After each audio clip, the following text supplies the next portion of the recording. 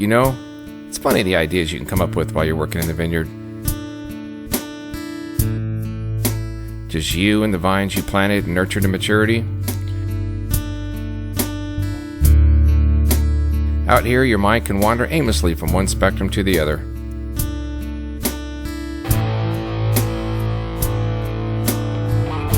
For me, being an ambassador for the UD Warrior Foundation, I find myself thinking a lot about how to raise money and other avenues to get us to our goals.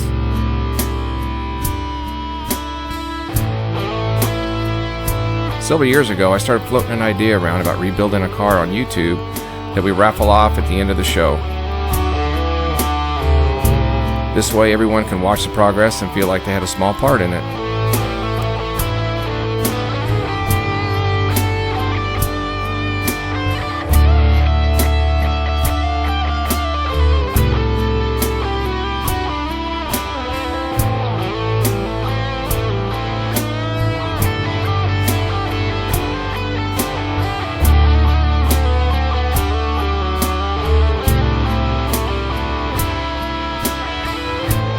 But let's not just show the car rebuild. Let's highlight our veterans, the foundations we are supporting, and also have some fun blowing some stuff up on the demo range too. Why not?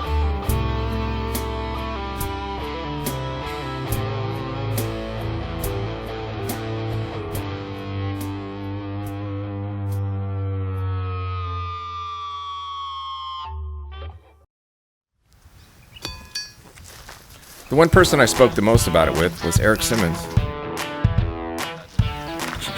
He owned a small rebuilding shop in LA, so it was right up his alley.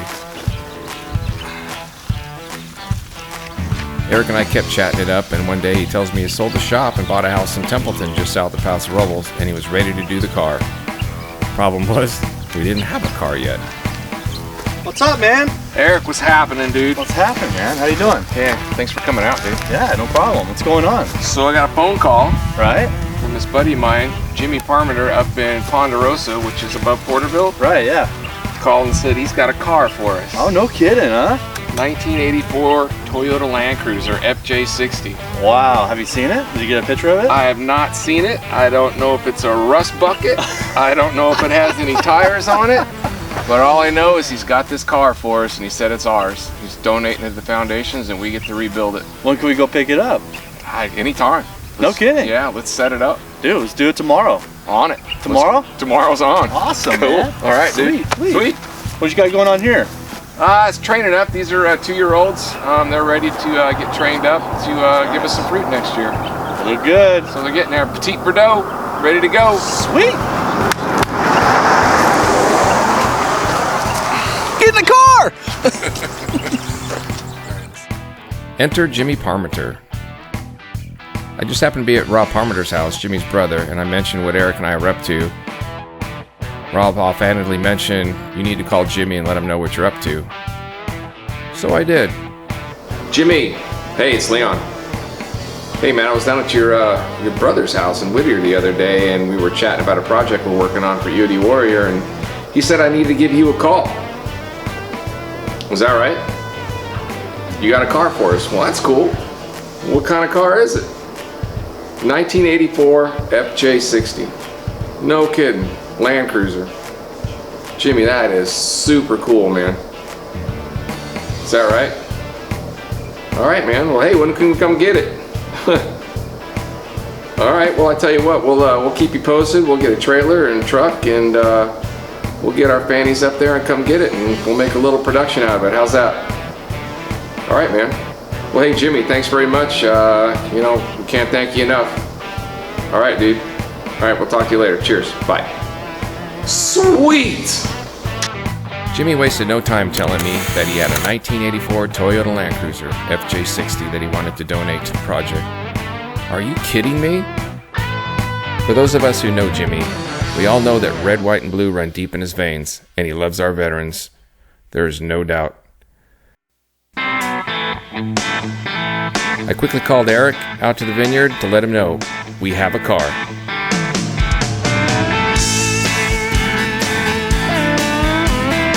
It was then that Eric and I knew we had finally made it. This was really going to happen. Fast forward through all the lawyer mumbo jumbo, and next thing we know, we're heading up to Ponderosa, California to pick up a truck. We did have to pull a few details together, but it wasn't long before we headed up into the Sequoia National Forest to meet up with Jimmy Parmenter. As you drive through the San Joaquin Valley, there are many days you don't even realize there's a 10,000-foot mountain range right on its border because of the fog and smog. But once you get out of the valley and start heading up into those mountains, the sky clears up, the fresh aroma of ponderosa pines fill the truck, and you realize there is a part of California's natural beauty that is amazing.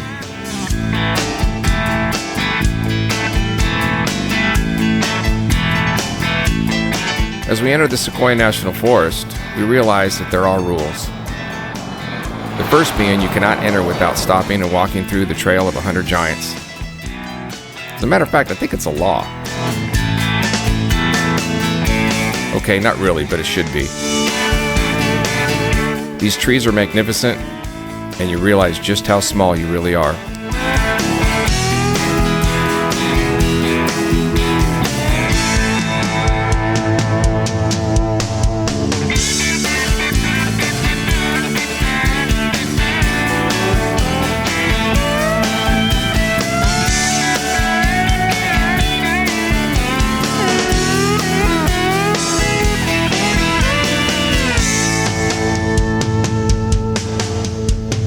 After our stop at the trail, we made our way up the rest of the mountain. Finally here, we enter a small little cabin community of Ponderosa, population 64. Not too many California cities can boast that.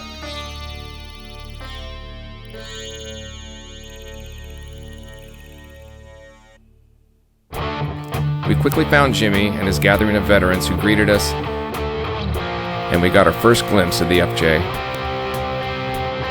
It had a couple flat tires, some very small dents, torn upholstery, but a ton of character. And most importantly, no rust. This is a magnificent machine. Jimmy's sister-in-law, Janine, asked that we have Jimmy sign the passenger sun visor, so we would always be riding shotgun. We had to settle for the glove box. No sun visors were present. But Jimmy signed it, and we're off to the races.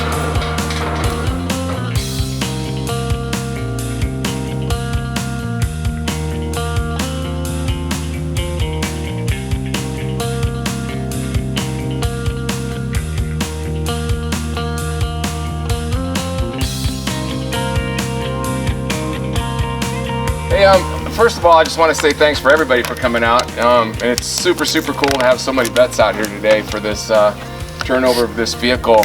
A little bit of background about what we're up to and what we're doing and the foundation we're supporting. So I'm an ambassador for the EOD Warrior Foundation, and for those that don't know, EOD is Explosive Ordnance Disposal, and it's your military's bomb squad.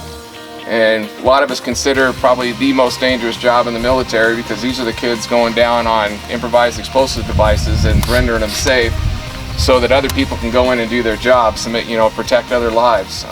So it's a super hairy job.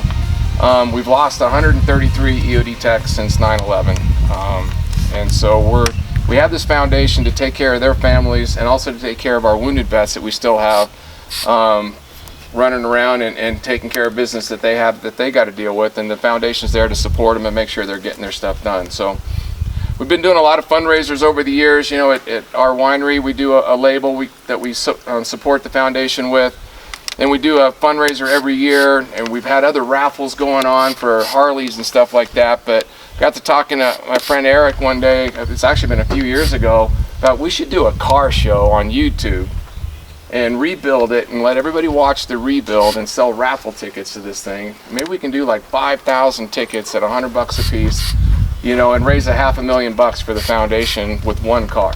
Because I watched Harleys go through and they're doing 38, 40,000, which is a lot of money, but let's take it to a new level, and what would that take? So we started chatting about this a few years ago, and we just kind of kept talking about it, and just kept persistent and kept going after it.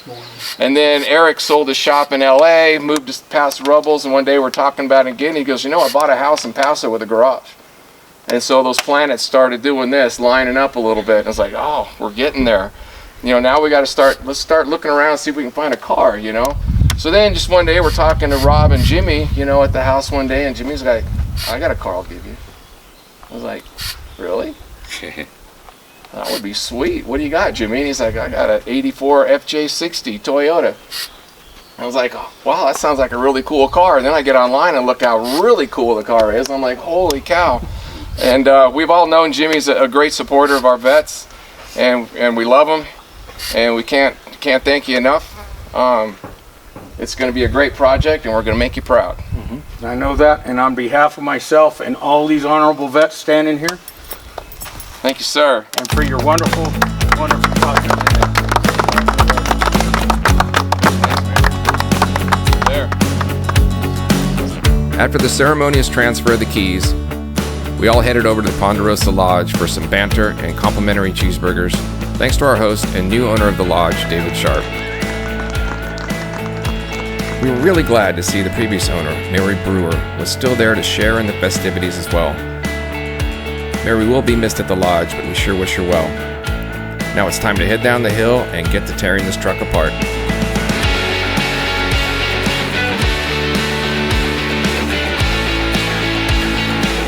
Wow, what a day it's been. Over 300 miles traveled in some of the most beautiful parts of the country. Eric and I met some great warriors, and thanks to Jimmy, we have our dream truck to rebuild for the foundations. In our next episode, we'll be heading down to EOD school on Eglin Air Force Base in Florida, where it all begins. We'll talk with some students and see what brought them there, and ask them why on earth would anyone want to take apart a bomb on purpose. We'll meet Nicole Motzek, Executive Director of EOD Warrior Foundation, and find out what great projects they are working on. We'll also introduce you to John Monet, the Director of Quality of Life Plus, and see what college engineers are working on to improve the quality of life for our wounded veterans. We couldn't do this project without sponsorship. Big shout out to Malahi Dodge and Paso Robles, R3 Strategic Support Group out of San Diego, Templeton Auto Parts,